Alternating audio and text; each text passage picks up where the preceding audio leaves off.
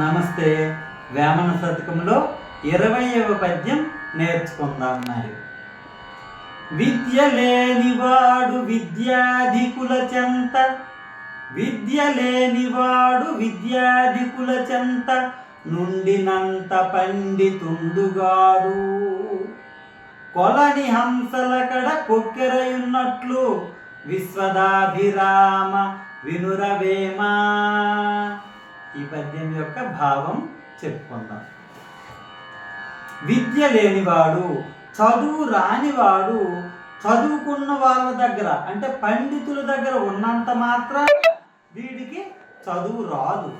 ఎలాగంటే కొలను అంటే సరస్సు, సరస్సులో హంసల దగ్గర కొంగలు కూడా ఉంటాయి, అవి కూడా తెల్లగానే ఉంటాయి, కానీ కొంగ ఎప్పటికీ హంస కాలేదు అని ఈ పద్యం యొక్క భావం. పద్యము మరొకసారి చెప్పుకుందాం. విద్య లేనివాడు విద్యాధికుల చెంత నుండినంత పండితుండుగాడు. కొలని హంసల కడ గొక్కెరయున్నట్లు విశ్వదాభిరామ వినురవేమా. అయితే మీరు అనవచ్చును, విద్య రానివాడు ఎప్పుడు విద్య వచ్చిన వాడి దగ్గర ఉంటే కదా చదువు వస్తుందని. అవును, ఎలాగా?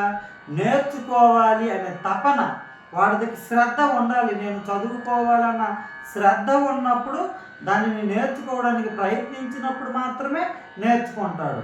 అంతేగాని ఆ విద్య చదువుకున్న వాళ్ళ దగ్గర ఉంటే మాత్రం రాదు అని ఈ పద్యం యొక్క భావం. మనం నేర్చుకోవడానికి ప్రయత్నించాలి. Thank you.